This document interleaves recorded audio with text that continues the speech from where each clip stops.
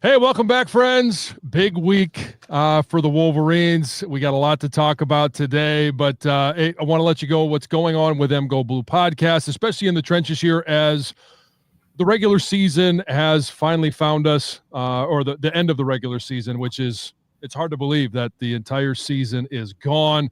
But on MGoBlue Podcast, Defend the Block, we've got Big Ten games to talk about. Michigan Tuesday night. Obviously, that's tonight if you're watching the live version at Wisconsin, and then Saturday at home against Iowa. Those recaps will be available shortly after the games conclude. And then Conquering Heroes on Thursday. I'm going to be joined by Tracy Whitehead, who is Michigan Athletics' first in-house NIL executive. She's the GM in collaboration with Altius Sports Partners. So great conversation coming up on Thursday. And then Thursday night, we won't have, obviously, any keys to the game, and there's no locker room speech as much as I want to give one. There's none to be had. So we're going to do something, I think, even a little bit better. We've done this the last couple of years because we've had some big wins and some big moments in Michigan football. We're going to replay. We're going to post the replay and repackage of the win down in Columbus. That's going to come out Thursday afternoon, approximately about 5 o'clock. So make sure you guys are ready. Like, subscribe, download to make sure that you get everything that's going on right now. You want to make sure you get that replay of the game down in Columbus, that beautiful, beautiful win. But you also want to make sure to stay in touch of what's going on in and around Michigan football, and you can only get that here on In the Trenches. At this time, I want to bring in my partner, Mr. Brian Boesch, the voice of Michigan basketball. Hey, you switched gears quick, didn't you? Oh, the gears have been bouncing back and forth. Yeah. November is done, but I'll tell you, it's such a unique feeling on the football side because we talked about really since the Michigan State game, the ability for this team to truly make its mark was to win on November 30th in Columbus. And the reality is we all know how bowl games go for teams not in the playoff, right? There are a lot of Wolverines who made their mark, their final game in the maize and blue. There will never be another game with that group that was on the field on Saturday. So it's weird because I wish we were watching another game with this group, but at the same token, I mean, it's already aging like fine wine, and it's going to continue to age like fine wine. It's a unique dynamic. It is. And I mean, it was a roller coaster of a season, and we'll get a chance to talk about more of the season in total in coming episodes here on In the Trenches. But, it's kind of bittersweet because the aging like fine wine, obviously that win against Ohio State is going to live on, and it's going to be a classic moment. Some of those moments in that game will be classic moments. Khalil Mullen's 27-yard run. It's going to be one that nobody ever forgets. And I text Khalil after the game. That's going to be one that I will reference in years to come about big-time plays. We talk about Mikey Samerstill 2 years ago in the end zone on Cade Stover, being able to deflect that ball. That's one of those plays, and Khalil Mullins is now a part of that conversation of big-time moments, big-time plays in the game. But it also kind of makes you think, okay, what could have been if they had played that level throughout the rest of the season?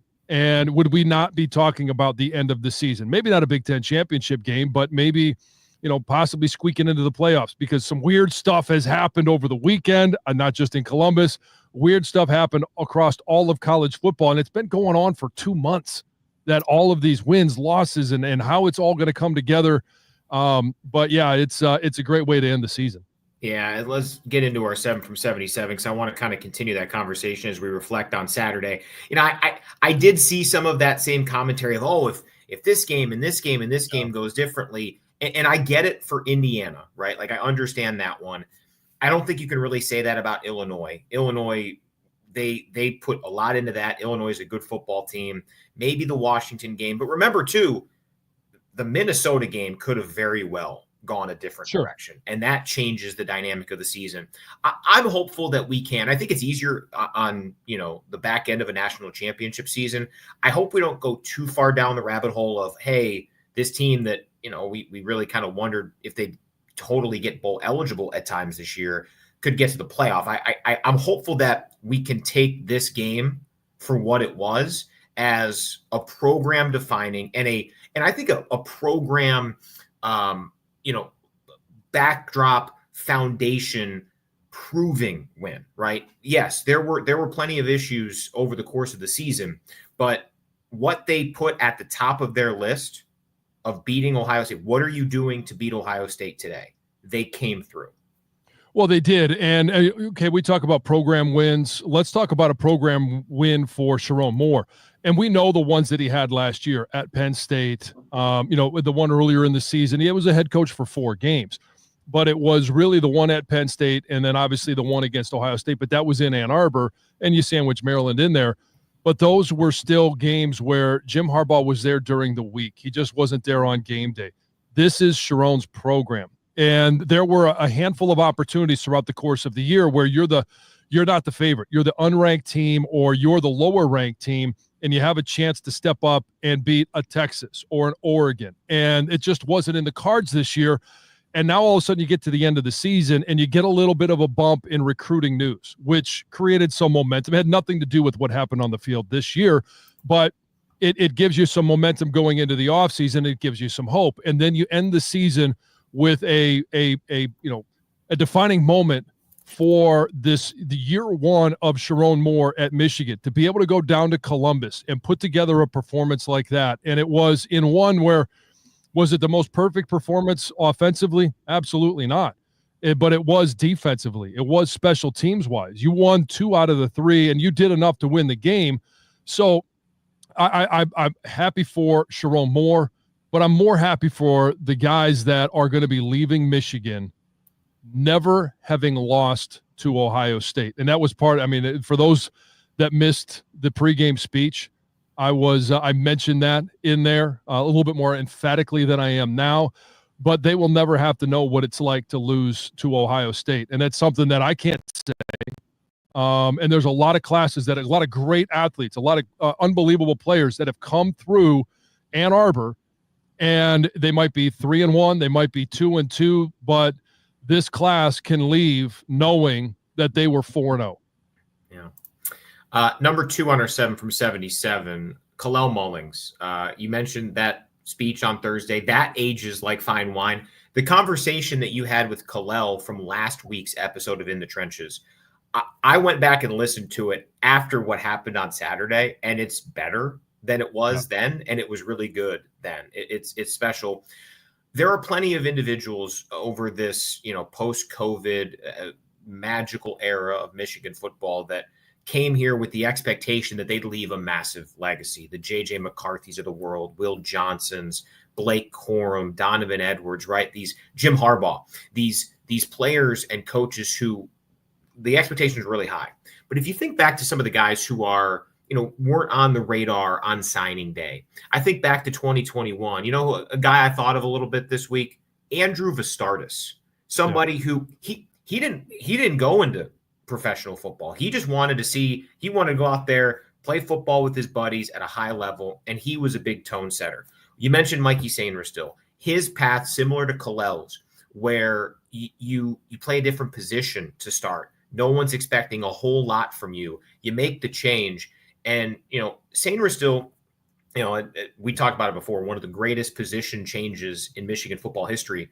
I think after Saturday, you can put Kalel Mullings in that conversation too. Oh, there's no question. And, the performance that Donovan Edwards had 2 years ago down in Columbus. There are moments that you're going to refer to. And when you think about the journey, and I would encourage everybody to go back, especially with the knowledge of what happened on Saturday, and listen to the interview in the conversation with Kalel Mullins, and he talked about his journey, right? It's, starting on the defensive side of things. And, he did have that pass 2 years ago in Columbus to Luke Schoonmaker, which was a big moment, but it was a moment in that game. And Kalel Mullins, I think you mentioned it on the broadcast or on the pregame show, in that game or in that season, I think he had 4 carries. It was in single digits. I know that. So then you fast forward to what he meant to this team this year. And it was the USC game where he rumbles off a 60-plus yarder. And it was simply, true grit, true determination. If you don't have that play from a senior at that moment, who knows if you win or lose the game, but it becomes infinitely harder. If you don't have that third down, 3rd and 6, 27-yard run by Khalil Mullins where all of his momentum was stopped and it looked like he was going to go down for a 3-yard loss and then scampers for 27 yards. That was what you expect seniors to do in that game. And I know that there's a lot of talk about, and we see it across college football, the impact of freshmen is more now than ever before. And underclassmen, the impact is now more than ever before. But in moments like that, where you're in a rivalry game, you've got to have a Makari Page on defense that plays his best game and gets a big moment, gets the interception. You've got to have a guy like Khalil Mullins on offense that just says, you know what, I refuse to lose. And yeah, our offense isn't very dynamic. It's not that explosive, but we just refuse to lose. And when you have that, you know, the hangover, the championship hanger, guys that have been in those moments, that have come through in times before, that's why you lean on them. That's why your captains are juniors and seniors, guys, that 4th and 5th year guys that have been in the fight. They've been in the fray. They know what it means. And then you got to lean on them when it means the most. And Khalil, I mean, I could not be more happy for an individual than for Khalil Mullins. 15 total offensive touches in the 2022 season. 2 years later, 32 carries in one game in Columbus. And the other fascinating stat, he had 1 carry of double-digit yards, and it was that 3rd down run that set up the game-winning field goal. All right, number 3 on our 7 from 77, just defensive takeaways. We'll go group by group, starting defensive line. My goodness. Several guys made big impacts, but you want to see why Mason Graham will probably be a top 10, maybe top 5 pick. Look at that game. And we talked about it. You know, there were opportunities throughout the course of this year for these guys to be able to shine. This was their last opportunity. There were probably scouts from every single NFL team in that stadium, scouting Michigan guys, scouting Ohio State guys, and they wanted to see how they would perform in that environment, in that situation, against the best of the best. And Mason Graham was dominant. Kenneth Grant was dominant. And you talk about putting a resume out there, and I think we all believe, you know, Mason Graham will be playing on Sundays next year. I know Kenneth Grant has a decision to make as well. He could very easily be playing on Sundays next year. It's just a matter of draft position. Derek Moore, same thing. Josiah Stewart, the way that those guys played, and Rayshawn Benny, I think the guy that gets forgotten about the most, and I think had a huge impact against Northwestern and as well, I mean, all season long, but especially against Northwestern and Ohio State, was Rayshawn Benny. When they went with the 3 bigs inside and just simply trying to create one-on-one matchups, you can't do it without him.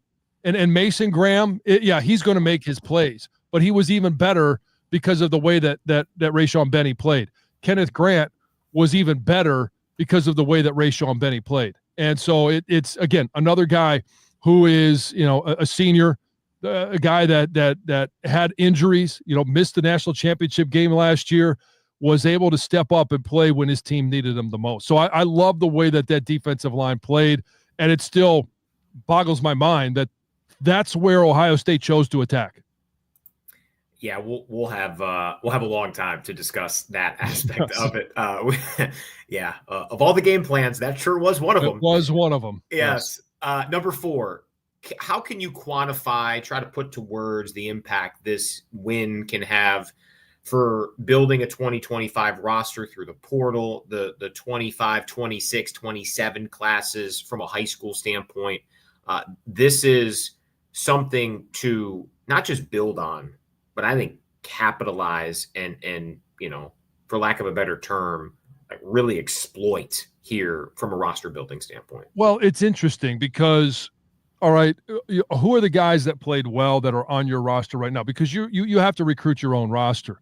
What are those guys that you want to make sure they know that you're counting on them for next year? And so that they don't hit the portal, that they don't look at the recruiting class and say, oh my goodness, I'm going to be replaced. No, there are certain guys, and you emphasize the performances by a Makari Page, by a Khalil Mullins. So you know that those guys that are juniors going to be seniors, that you're counting on them for those big moments. And it's going to be Oklahoma. It's going to be Ohio State. It's going to be Michigan State. It's going to be those type of games next year. And so that's part of it. the other part is, and we talked to Sharon last week, and I asked him about, well, how could the results of this game impact recruiting? And I mean, obviously the momentum, you beat a team like Ohio State, and it shows your coaching acumen. It shows the ability to show up in big games and those things. But, to downplay it a little bit, he said it's about the relationships. And I think that's what makes Sharon Moore. He's always been talked about as one of the top recruiters in the country. Now that he's the head guy, the ability for him to create relationships. And we even brought it up about a guy that was no longer on the roster, but the relationship that he had with AJ Henning, who was now playing for Northwestern, and, not able to contact him because of NCAA rules, but just, you could hear it in his voice, how much he cared about an individual. Even if he wasn't here anymore, it was still somebody that he wanted to see succeed, just not now in head-to-head competition, but that he cared about. And it's those relationships that have been built up since some of these guys that are going to be coming in as recruits this year, next year, and future years from their freshman year of high school, sophomores, juniors. It builds and it builds. And yeah, a win like this can create some momentum, but all it does is give you another opportunity to continue to build those relationships with incoming recruits for this year, but also future recruits. We'll continue our 7 from 77 momentarily. I feel like now is a good time to mention our friends at Champion Circle, the preeminent name, image, and likeness collective supporting University of Michigan student athletes. Yeah, there's no question. Our fans can help Champion Circle empower Wolverine student athletes through NIL by joining the Everybody In for Michigan campaign. Their goal is to reach over 100,000 Michigan fans to help ensure that Michigan remains at the forefront of college athletics. For more on the Everybody In for Michigan campaign, head to championscircleufm.com. Champion Circle, proud partner of the University of Michigan Athletics. All right, number 5 on our 7 from 77. Let's put a bow on the regular season in the Big Ten. Big Ten championship game. Certainly not what many expected at the start of the year. Oregon, thanks to a big win over rival Washington, and then Penn State getting help from Michigan, pummeling Maryland. They set up the game. Your thoughts on that matchup coming up prime time in Indianapolis on Saturday? Well, I mean, it all comes down to that number in front of Oregon. And how much does that make James Franklin, scared and start to get nervous and shake a little bit? He'll never admit it, but he can't beat teams with single digits. But if he does this one time, literally they might be the 1 seed, which is bonkers. Oh, I don't know if I can even grasp that world in another week if that happens. But here's the question. All right, we saw Ohio State go to Oregon, and this goes back to the whole time zones. This is going to be Oregon traveling to the Midwest, 2 time zones, albeit this game is a little bit later. And so I think maybe it does help that, any issues that you might have with travel, with time change, with time of day, all of those different things, coming to the Midwest, what type of effect does that have on Oregon playing against Penn State? But I think the biggest factor is going to be James Franklin, Dan Lanning. And let's not forget, Dan Lanning has had his own big game moments. Hasn't had them this year, but against Washington a couple of times last year, we've seen that be an issue for Dan Lanning. So I think it's going to be interesting. Ultimately, I think Oregon just manhandles them, and it's the patience that Oregon plays with. It's almost an annoying and sometimes difficult to watch, because just like they did against Michigan, we've seen this throughout the course of the year, Oregon is so patient. They are going to take that wide receiver screen. They're going to take that easy, 3-yard out and treat all those passes like runs. They've got the ability to go deep. They just decide that they don't want to or don't need to. And it's like that slow drip of water that just annoys the hell out of you until you fix it. And most teams, every team this year hasn't been able to fix it. So you think Oregon wins emphatically? I just looked up the line. Looks like it's around 3.5 to 4. That's certainly lower than I anticipated it being, with Oregon being a slight favorite. Well, I mean, Oregon hasn't been a jump out of the gates team. They just, like I said, like they're just methodically going to find a way to beat you. And I do think it's at least going to be a touchdown, if not more, but it probably will be within a score going into the third quarter, and then they just wear you down. Offensive and defensive lines, and the patience of Dylan Gabriel. Hats off to him for not caring about numbers and about stats. And he's got great numbers, great stats, but it's just simply marching down the field. You can't stop us. We're going to put it in the end zone, and then our defense is going to go out there, and eventually they're going to get stops. Other than Oregon, the Pac-12 turned Big Ten teams go 6-6 Washington, 6-6 USC, and 5-7 UCLA. And really, they none of them were really big in terms of the conversation. Frankly, there were times I forgot UCLA was in the Big Ten. And obviously we saw Washington and USC in season, which helped with us. But, in November, I really didn't think much about them. And part of that's the record. I think they're going to have their seasons, Washington and USC, but just your reaction now that we have year one of Pac-12 to Big Ten returns. Well, I think we mentioned this, and we thought Oregon was the best team that suited to come into the Big Ten because they played more of a Big Ten style of football. It was physical. It was built on the offensive and defensive lines. And they've come in and they've proven it. And I think you're going to see some other teams like a USC that just wasn't going to be physical enough. Yeah, they've got some talent. They had some talent at quarterback, talent at receivers. But if you can't protect your quarterback, you see how detrimental that can be when you're playing in the Big Ten against some Big Ten defensive fronts. And so it'll be interesting to see how they construct their roster on both sides of the ball, but mainly up front moving forward.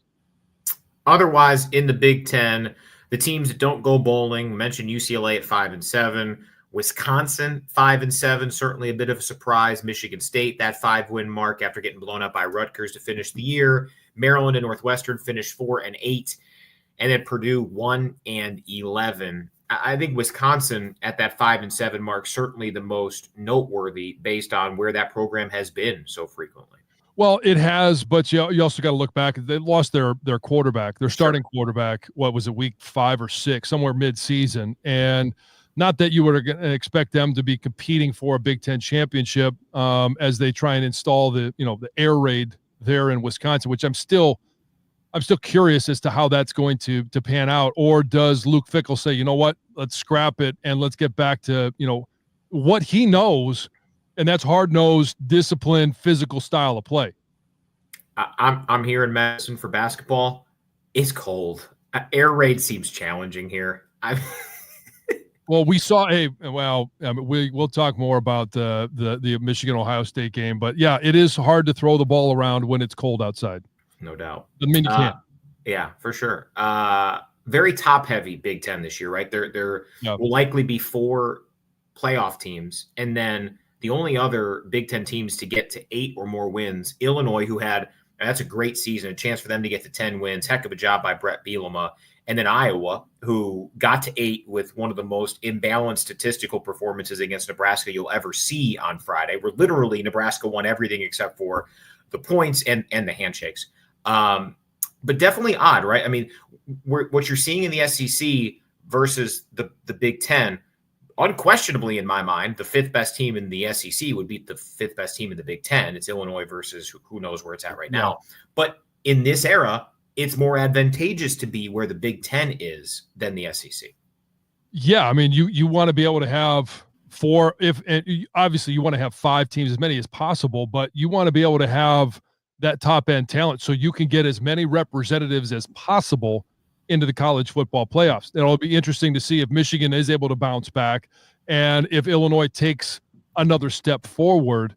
What does the depth of the Big Ten look like in another year? And USC, I'm never going to count them out. They've got plenty of money to spend. That's very attractive to go out to Southern California and play for Lincoln Riley.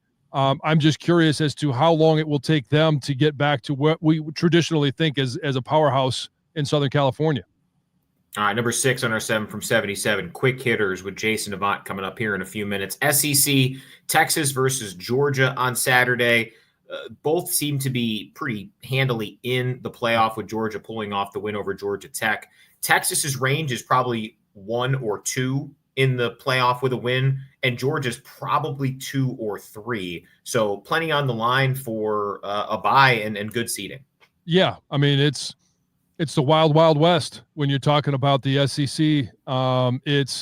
We've seen teams like Alabama lose to Oklahoma.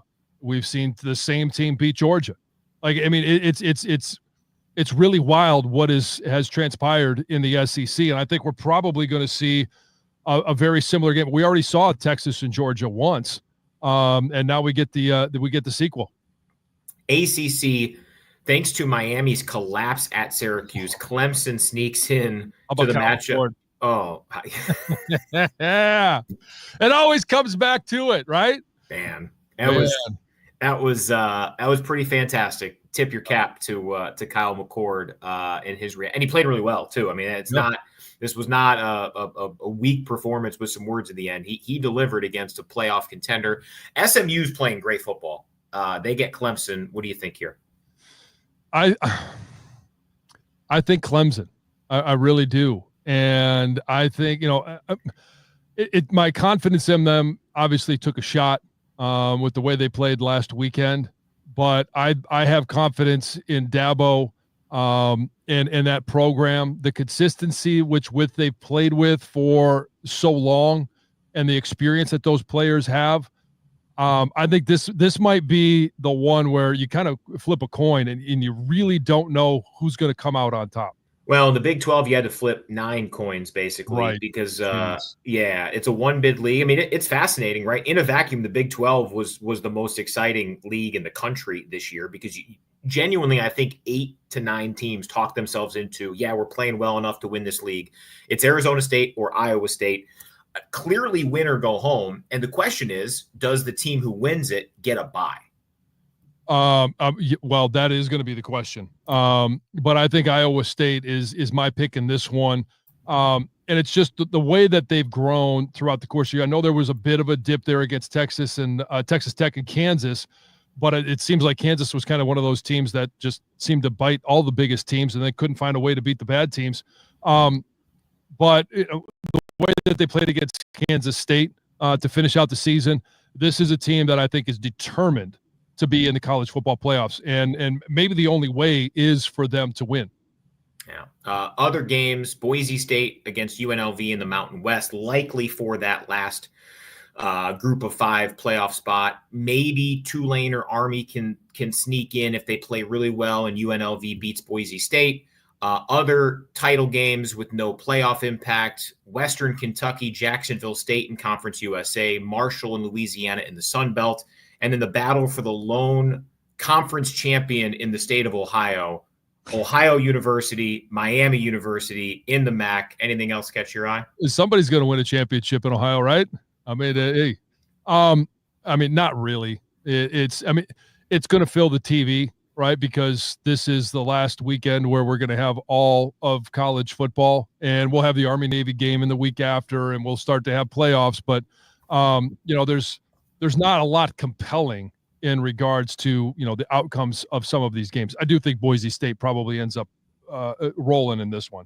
No doubt. All right. So a lot of times we've discussed where we think the bracket would be right now. I want your prediction before we get to Jason Avant. What will the bracket look like? We'll go with your top 4 seeds to start. And then I've got mine too. I've got the matchups 5 through 12, 6 through 11, stuff like that. I do as well. And I like my 1 through 12. I obviously this is one where, and I hope the committee does the same thing, that they seed everybody 1 through 12 where they believe they belong and not what the matchup ends up being. I don't want teams shuffled around and given one extra spot or taking a spot back because they don't want to see the matchups, because I don't like some of my matchups in the playoff games. But I've got 1 through 4 is Oregon 1, Texas 2, Iowa State 3, and Boise State 4. And in saying that, we know that those teams get the bye. Before I go on to 5 through 12, Brian, I'd like to hear your 1 through 4. So I have Oregon 1, Texas 2. I have SMU 3. It would have been a lot easier for me to come up with the rest of my bracket if I picked Clemson, because I think SMU, we'll see what you think. I think SMU would still get in that spot if they lose. And then I got Boise State at 4. I think the Big 12 champion is going to have to play in the first round. Yeah. Oh, and this is where it gets weird because obviously I've got Clemson winning against SMU. So they get in as a conference champion, but I also have SMU getting in. And so my 5 through 12, I've got Notre Dame at 5, Penn State at 6, Ohio State at 7, Georgia at 8, Tennessee at 9, Indiana at 10, Clemson at 11, and SMU at 12. And all right, SMU just lost to Clemson, so I can't rightfully put them at 12 versus 11. And so the matchups originally looked pretty good. Notre Dame and SMU, 5-12. Penn State, Clemson, 6-11. Here's where it gets weird, and I don't like it. It's Ohio State hosting Indiana. That's the 7-11 matchup, and Georgia, Tennessee at 8-9. So, all right. I think the committee has avoided this for now to slot. I think they'd avoid that. So I'm going to save my 6-11 because, again, I have SMU beating Clemson. So Clemson's out. I really think there are 11 teams for 12 spots. It's tough. Yeah. I'm largely with you. I think Notre Dame is 5, Penn State 6. I have Georgia and Ohio State flipped. So I had Georgia 7, Ohio State 8, which means, and I have Tennessee 9, Indiana 10. So I just have those flipped. I do think the play they're close enough. It depends. If Georgia gets blown out by Texas, then you got to bump them down. Sure. But I think they'll avoid it. I just don't want to penalize a team for playing an extra game. Totally. I have Iowa State at 12. I have no idea who would be the 11 seed. This is easiest if Clemson beats SMU. If not, my 11 seed is Alabama. I don't know who else to do.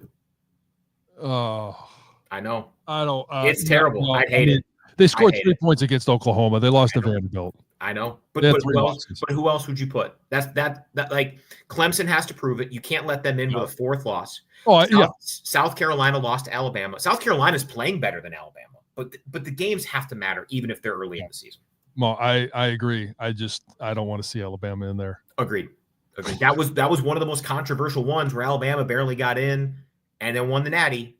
So it'd be cleaner if Clemson beats SMU. I just think SMU's playing really well. So we'll see, but great stuff on this 7 from 77. Now we bring in the man, the myth, the legend. It is Jason Avant, who what interview number is this for you post the game, Jason?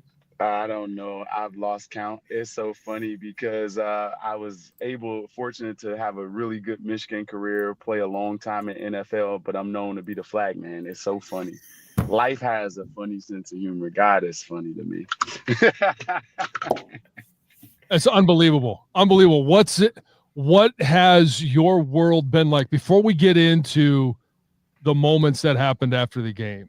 Because and even during the game, because it was a challenge to keep you on air. You were having issues with the signal, and I know that you were frustrated with it. But what's life been like since you landed back home in Philly? Oh, I'm a superstar now. I'm viral. You know, I'm arrogant now, so you guys got to pay me for this interview. No, I'm joking. Checks in the mail, bud. Checks in the mail. No, it's it's been it's been fun. You hear, from a bunch of your teammates, and then people figuring it out that it was me on the sideline with the flag. It's just been funny. Just a lot of calls, a lot of comments, a lot of new followers. But, it's I guess it's a part of this age. I'm not, aware of how social media works because I'm like right on that borderline, of being antiquated and being modern. I'm like right in the middle there, John. You know what I'm talking about. Oh, yeah. You too, Brian. So, I didn't realize that being viral actually really makes you famous, I guess. It does for a moment in time. There's no doubt. A moment, now, I want to add to what John said, because I really think it's important context for how this ended up, because long story short, to take people behind the fourth wall, when you get into these big games, when you have big noon kickoff on the field, the way that our technical equipment works, and our engineer, Tony Butler, does a wonderful job, but it is very difficult to have a consistent connection, especially when the Michigan sideline is on the opposite side of the press box. So throughout the course of this broadcast, Tony and Jason were really battling a lot of unique challenges that, a couple of them popped up on the air here and there, but Jason was not able to contribute as much as he normally would just because of the circumstances of it. So for Jason to then do what he did on the field afterward and just do it with the, hey, I mean, you've talked about in interviews, right? Like, I just want to get the flag. I don't want anything else. Like, but I'm a Michigan man. I want to protect the flag. I just want to give you kudos because I know it was a frustrating 3.5 hours technically for you on the broadcast. Yeah, you know what? You guys make it fun no matter what. And at the end of the day, I wanted to contribute more. I had a lot of information, a lot of, study for that game. And you don't get a chance to, contribute as much. But guess what? You're on the field at the Michigan versus Ohio State game, get to see the players, their interactions, how fired up they were, how laser focused they were. You can hear I can feel at around the 10, 11 minute mark in the fourth quarter, like you can feel everyone in the stadium thinking in their mind, oh, it's about to happen again. Like you can feel that, and being on the field and seeing everyone's sphincter get tight from Ohio, it was no better feeling than that. So yeah, the technical I want to contribute, but being there in that moment, there's no place I would rather be. And again, another look behind the fourth wall. There was a time in that game where Jason is trying to do everything he can to make sure the signal gets across, right? He's got things that we want to talk to him about, and having that third man in the booth type of atmosphere, which we had all season long. There was a warning that came across that said, Jason Avant, you can't be as close to the field as you are. And I thought it was, Brian, not as funny for Brian. For me, it was funny because having been on the sidelines, right, you start to creep forward a little bit. One, because you want to be able to see what's going on. You're trying to make the connection, and you still have this mentality of, even though I'm not wearing the helmet, I still feel like I am. And you're a guy that, hey, every time we want to know, hey, where's the ball? You are looking right down the line of scrimmage. If there's a play that happens in the end zone, you're right there. And I thought it was hilarious that there was an actual, hey, tell Jason Avant to get off the field. Well, quite frankly, based on how the passing game had gone at times this year, I'm surprised he wasn't a 12th man on the field at some point this year. Swap out eights. It was funny because usually at the Big Ten, schools especially, no one gives me a problem. And last time we were at OSU, I didn't have a problem. And I'm not on the field. I'm close to the field, but I'm not on it at all. But they wanted us to get behind this red line that was super far back. And then they were selective when it came to who can be next to the field, right? So there were people walking there. Other people that had radios, I guess the Ohio State people, and also, Fox, right? So they allowed people there. So I was getting frustrated with that. That wasn't sitting well with me. So until Brian called down and said, hey, Jason, back off the field, I was telling that guy, you know what, go yourself, right? So, So, and Brian, if you wouldn't, I probably would have got kicked off the field if you wouldn't have intervened. Needless to say, tensions were boiling up. Yes, it's a unique dynamic, and yeah, I believe me, I didn't love putting my director of broadcasting hat on, but I needed to there, and you delivered, you came through, and no more problems after that. So once Brian got on, I know how far I can take it. I know it was just awesome. And you know what? Part of that is just the tension of the game, and as we'll talk more about the incident at the end and the flag and all that, but just how that game played out, right? I truly believe that the loudest the horseshoe got was before the third down play on the first set of downs of the game, because it was the kickoff return, Jordan Marshall, son or bobble, whatever it happened to be. Michigan had bad field position, 2 runs, and they're sitting there. I think it was 3rd and 5. And, Ohio State was, fans were thinking, yeah, like this is a 3-and-out opportunity. We get the ball with good field position. Doman would have been punting into the wind, all of that. And then Davis Warren, one of his best throws of the day, first down. After that, it never got louder.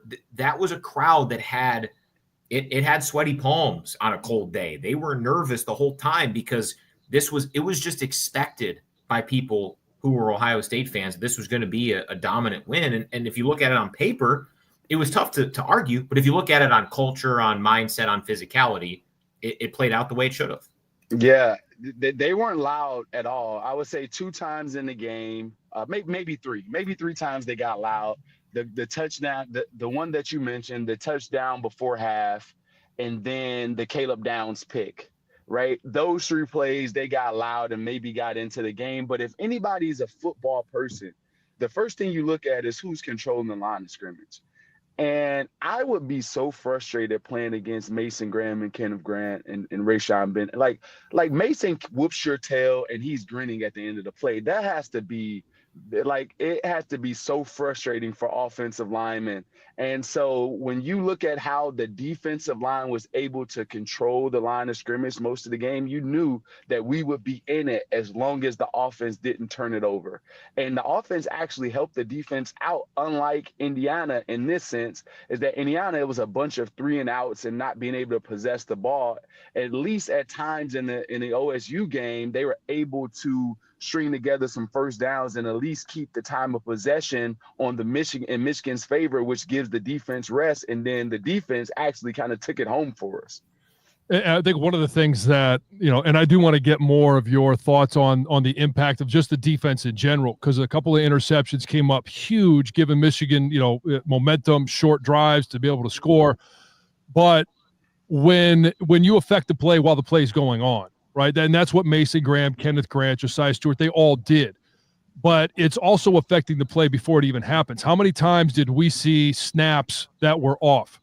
And to me, that's a sign that center is more worried about what he's going to do after the snap than he actually is of getting that snap up. The ball was on the ground. There were times where I think he felt like Will Howard was under center and he wasn't. The ball hit his butt and it laid on the ground. Like that to me is a sign that you are owning that offensive line. 100%. Like whenever John, I know you've seen it already. Mason and Ken, they were swimming back door and still able to get home multiple times. Like they just ran circles around those guys, and they were definitely the MVPs of it. And yes, their offensive line. I just don't understand the game plan. I really don't. Wink had a great game plan, and our secondary was prepared. There was very few times where their star receivers were one-on-one.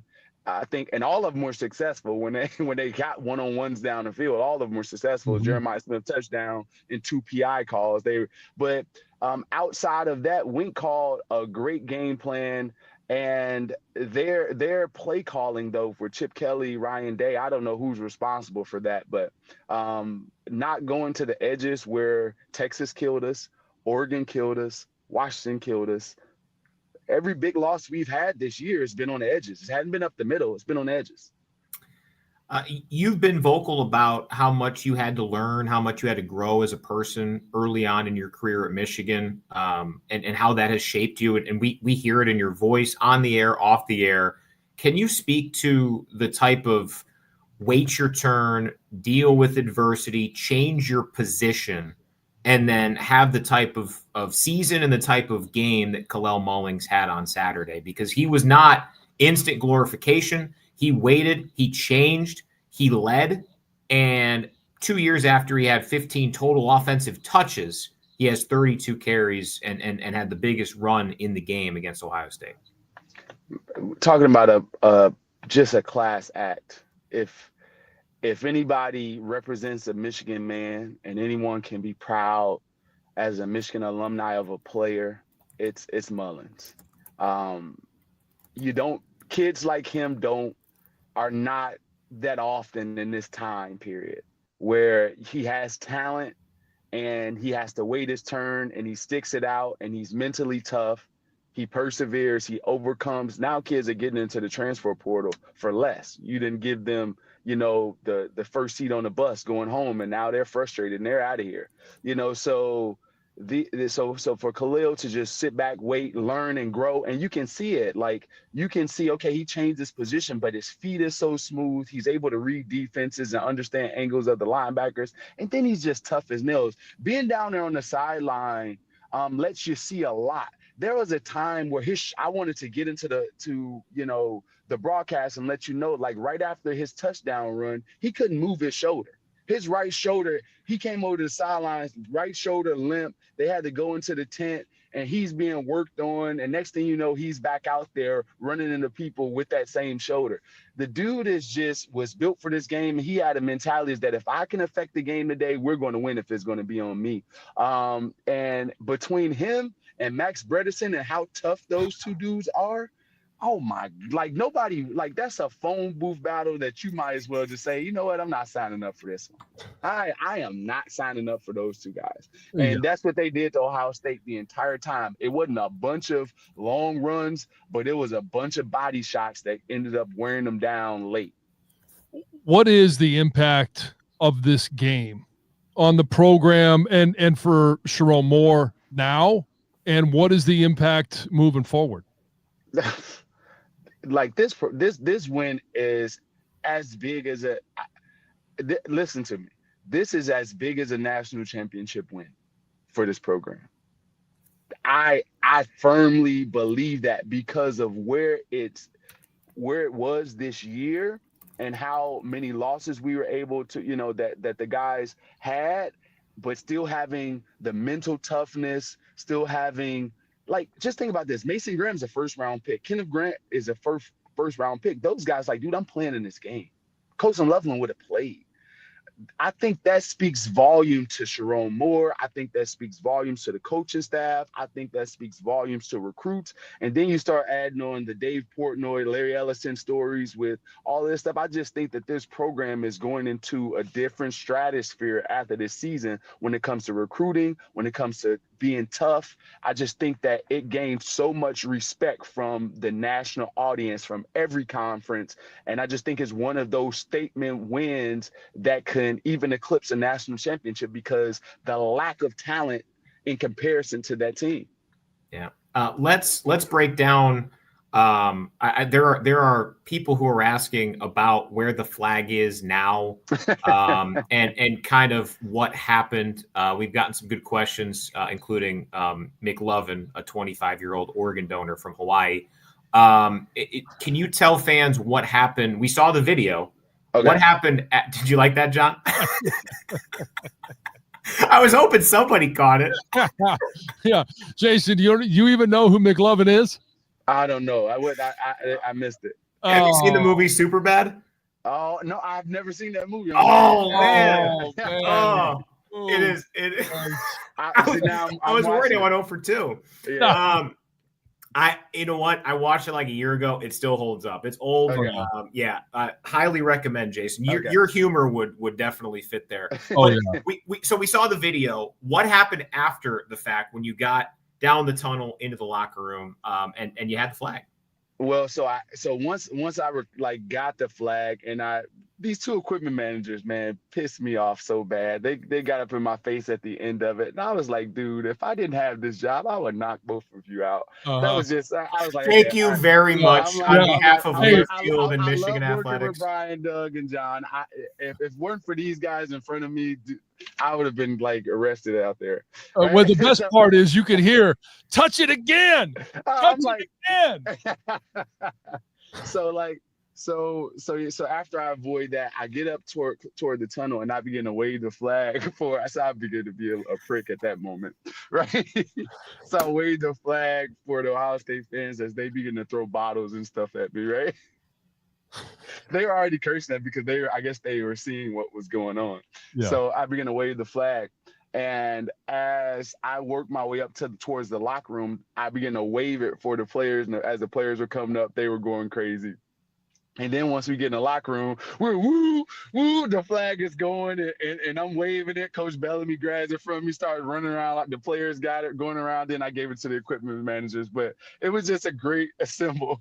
And the players were so excited. I've never been around a locker room that excited after a win. It was pretty fun. I was like, dude, I should have cut a piece of that flag and just kept it from memory. Oh, you can't. But I mean, hey, the flag from 2022 is right at the front as you walk into Schembechler Hall, and there certainly have been for fans of other programs. There's been some criticism, but that flag is a part of history, right? Like that is a flag that 2 years ago that flag is put at Schembechler Hall, first win in Columbus in a long time, And yeah, I mean, that's an important piece to it. And just again, I'm very glad you didn't act on some of your initial instincts, but that's not easy to do. Emotions were flying high. And I'll be curious to see what the ramifications are moving forward, because this has become a thing. I think Baker Mayfield was the first one, right? Like in this. Well, the first one that we remember, I'm sure that for first one of recent, history, but I'm pretty sure that's been going on way longer. Well, the year before Baker planted it in Columbus. Yeah. Ohio State did it in Norman. Oh, that's right. Yeah. And so that was retribution. For Baker Mayfield. It is very funny that this is in artificial turf. It's difficult to plant. It's very symbolic. Yeah, it's symbolic. Yeah, you gotta plant it and hold it at the same time. What was the Arizona State? Someone tried to like plant the Sun Devil stake or whatever. The trident. Yeah, the trident. Yeah. All right. Well, we got a few more minutes with Jason. If fans have any questions about anything with Jason, we've got almost 1,000 live viewers right now, almost 300 on YouTube, more than 600 on X. So appreciate all of you for doing that. Yeah, it's definitely been a unique thing.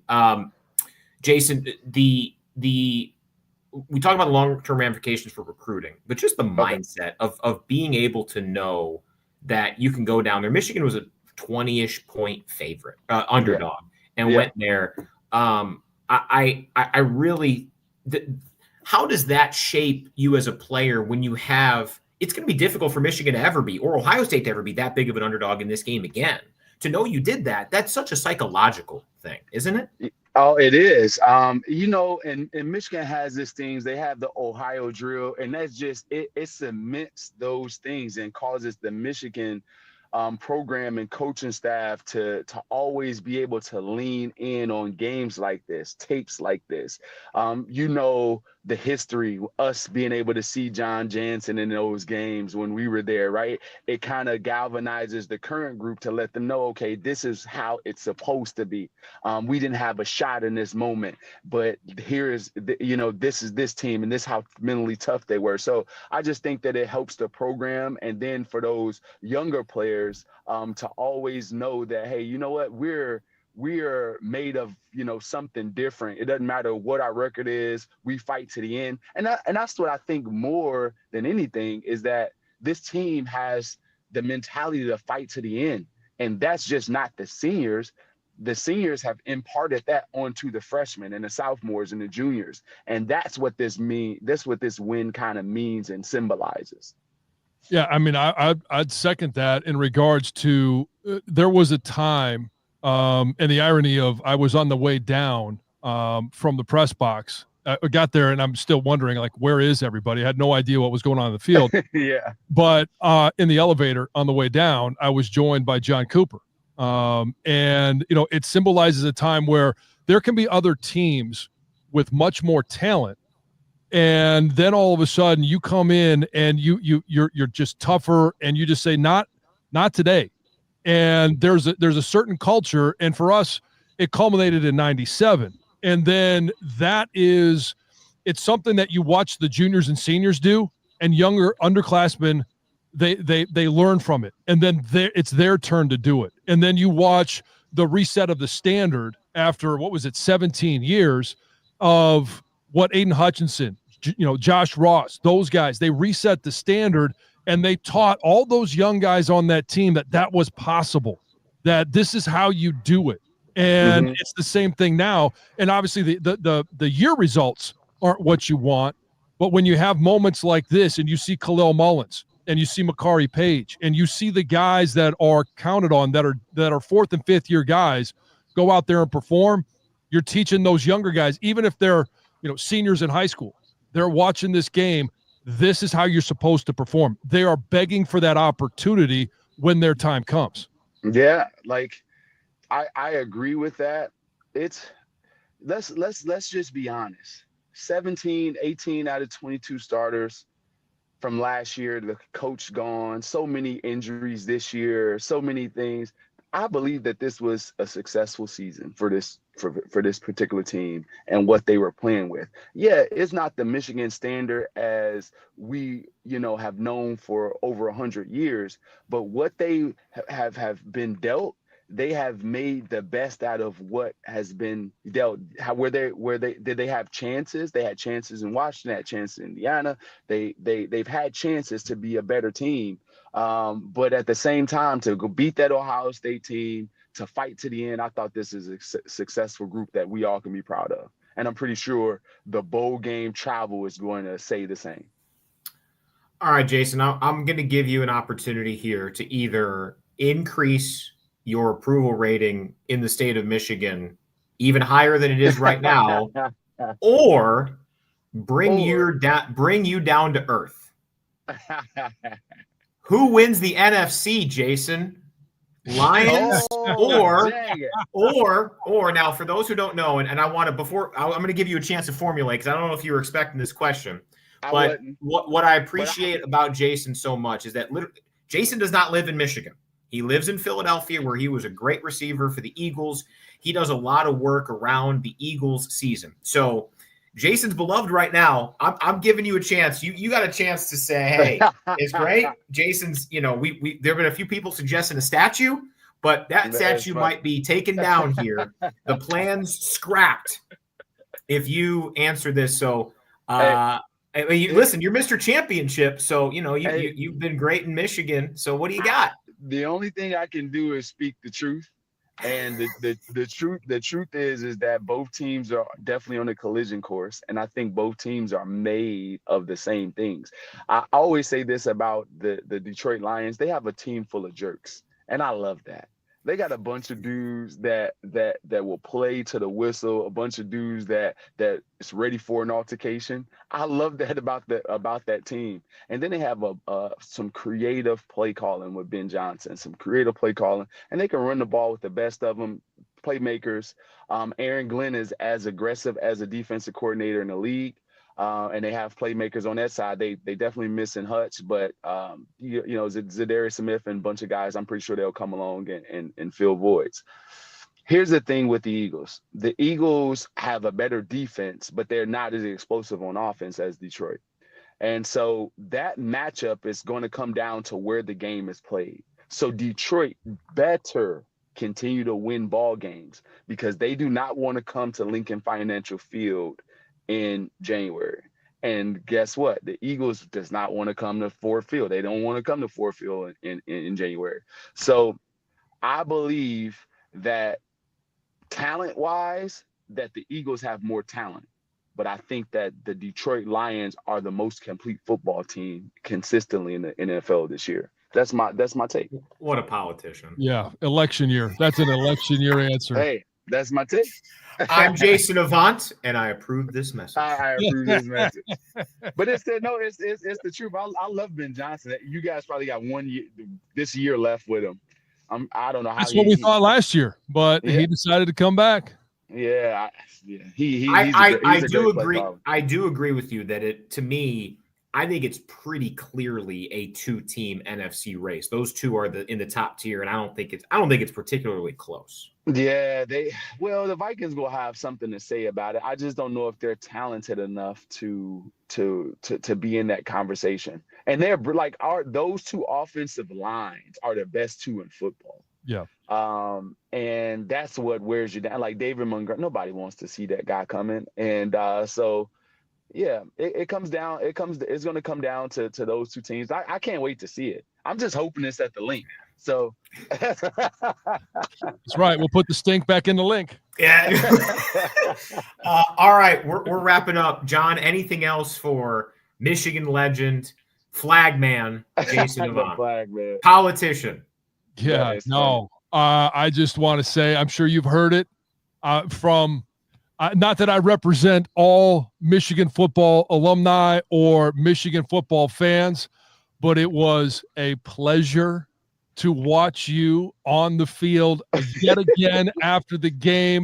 Thank you for defending our flag, for making sure that it returned home safely. And I do hope that it flies as it should, whether it's in the museum at Schembeckler Hall, but maybe it might be more important to put that one either in the weight room or in the Glick Fieldhouse, where the guys are going to see it and remember it even more.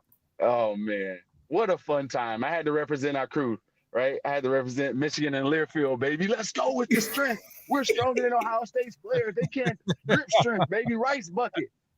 That's right. Marvin Carey, let's go. Mike Gittleson will be proud, John. You know it. Great stuff. Jason, appreciate you, man. Appreciate all you do on the broadcast, all the travel that you do, all the insight. And maybe we'll have you on. Maybe we'll have you on for a little Lions-Eagles breakdown in January. Talk a little Michigan and a little bit of it. That'd be great. Let's go. All right, we're keeping these streams going. Jason, hang on. I got to logistically say, hang on for 1 second. I got to make sure we get everything saved. But we'll keep these going at least through the end of the season, into the bowl game for these live streams. We got a lot to talk about around Michigan football. For Jason and John, I'm Brian. Thanks for more than 1,000 people live at one moment streaming with us here today.